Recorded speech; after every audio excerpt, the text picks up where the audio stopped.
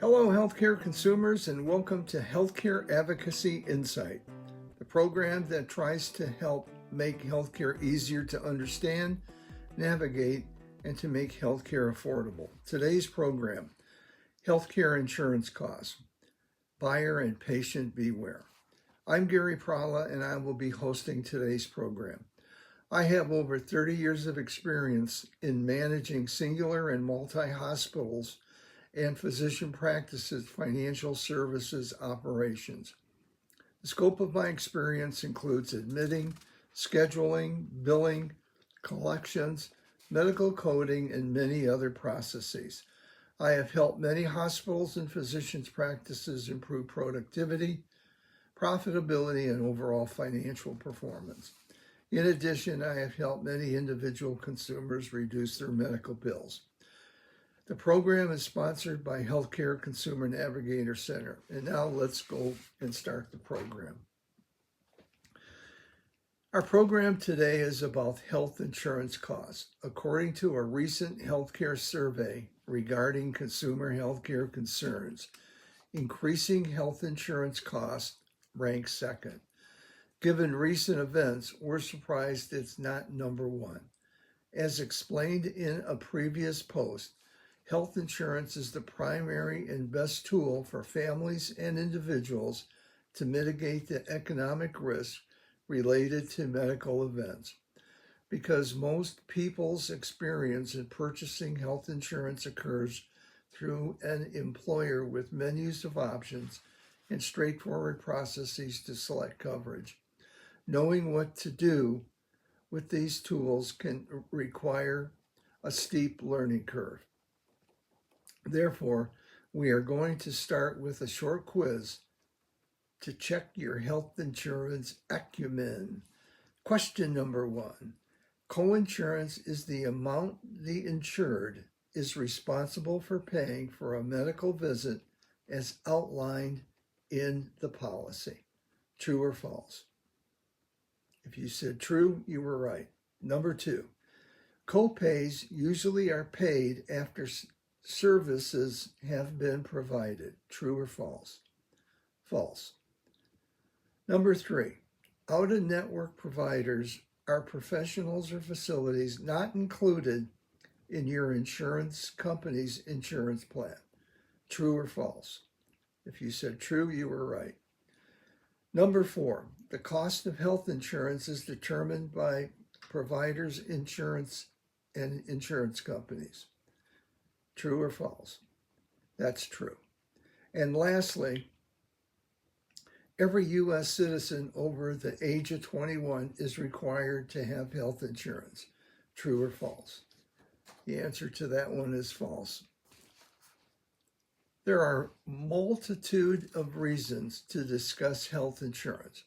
First, in 2026, employer-sponsored health insurance cost for a family of 4 is $37,824. Let me repeat that.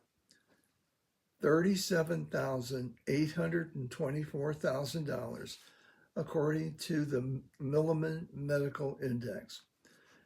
This represents the largest non-COVID increase in a decade.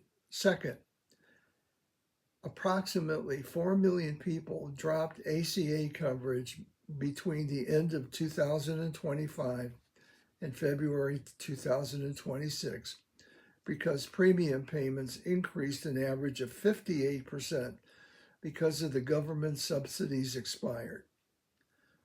Estimates indicate another increase of approximately 14% in 2027 is coming. Third, Milliman's data shows employers' share of the premium has dropped from 61% to 58%, and employees' premiums have increased from 21 to 27%. Because of these changes, expectations for additional cost shifting to employees are on the way in the form of larger deductibles and copay. And finally, predictions from consultants indicate a potential new form of employee health benefit for employers with under 200 employees might be to discontinue health insurance and replace by stipends. If these aren't enough reasons, we recently noted two articles in the national media outlets reflecting individuals dealing with medical issues with insurance. In one case, the individual could not afford the deductible and coinsurance and was sued by a Catholic hospital for payment. In the other case, the patient owed out-of-pocket cost of around $7,000 and used savings to cover the bill. Both individuals were very surprised and unprepared for these financial outcomes. This begs the question, why? Some of the following may be blindingly glimpse of the obvious. However, given circumstances of what lies ahead, we didn't think a refresher could hurt. First, the healthcare consumer needs to fully understand their health insurance policy. This includes, but is not limited to, the following: coinsurance amounts, copayment amounts, deductible amounts, coordinated benefit amounts, in-network facilities and providers, and out-of-network facilities and providers are a few of the most important items. If you're employed, most employers' human resource departments have individuals to assist employees navigate through understanding these processes and coverages. If you are unemployed, self-employed, or your employer doesn't provide health insurance, we strongly recommend finding a reputable insurance broker to assist you. Health insurance has always been complex. However, the coming changes, it's going to be even more so, and going without an advisor can result in very expensive mistakes or oversight. Secondly, if employed and depending upon your medical conditions, knowing your employee's medical insurance company coverages options is important. A wild card to consider is a stop-loss policy. These have been a very common tool used by employers having self-funded health insurance programs. The stop-loss policies are protection against catastrophic cases. This option might be worth considering as supplemental protection to cover costs not covered by the employee's base policy. This is a simple economic risk question. Given your current financial position, what is your economic risk of an event occurring causing medical costs greater than your current coverage? If your employer does not provide this type of insurance or analysis, find an insurance broker to assist you. Given aforementioned changes in the healthcare marketplace, this idea, while today sounds crazy, might not be so down the road. Third, know what providers and facilities are in your insurance policy's network before you obtain the policy. If you're in a metropolitan area with numerous providers and facilities, this is very, very important to know when selecting an insurance plan. Choosing in-network providers and facilities could mean the difference between normal out-of-pocket costs and the break-the-bank level cost.